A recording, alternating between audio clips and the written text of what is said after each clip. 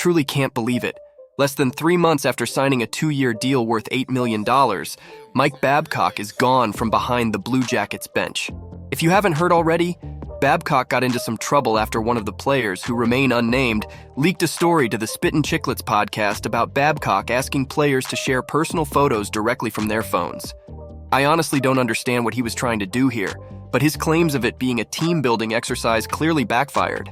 Babcock was once the most highly sought-after coach in the NHL, after his stint with the Red Wings, where he made the playoffs every single season while he was there, and also won them a cup in 2008. This led to him signing one of the largest coaching contracts in NHL history, worth $50 million over 8 years with the Leafs in 2015.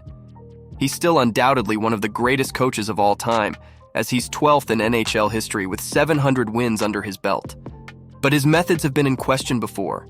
This isn't the first time Babcock has come under fire regarding privacy concerns, as his departure from the Leafs in 2019 was also under somewhat similar circumstances. For those who don't remember, Babcock had asked a then-rookie Mitch Marner to list the players on the team from hardest working to those who, in the eyes of a rookie, didn't have a strong work ethic. Poor Mitch, being the rookie that he was at the time, complied and made a list and gave it to his coach in confidence. But to make things go from bad to worst, Babcock shared the list with the players listed at the bottom by Marner. Imagine being in that locker room. This incident, along with the fact that the Leafs were struggling at the time, resulted in Babcock being fired in 2019. His reputation took a giant hit, as he went from being the pinnacle of coaching in the NHL to a completely unemployable coach within a span of a few days due to his ways.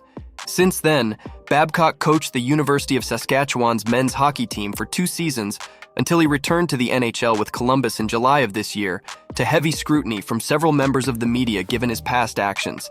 But the Blue Jackets were confident that this time will be different, that Babcock had been remediated and his archaic coaching philosophies when it came to his players were no longer in place.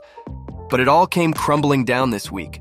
Despite every effort from the Blue Jackets organization to sweep it under the rug, the NHL's investigation into the photo-sharing incident has eventually resulted in Babcock resigning from the Jackets.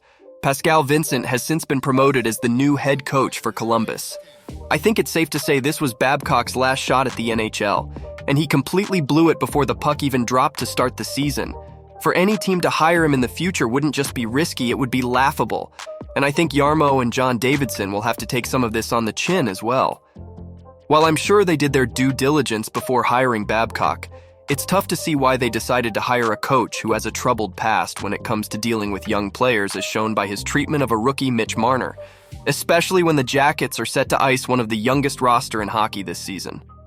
On top of the unrest that this is likely going to cause in the dressing room before the season starts, the Jackets aren't exactly a big market team.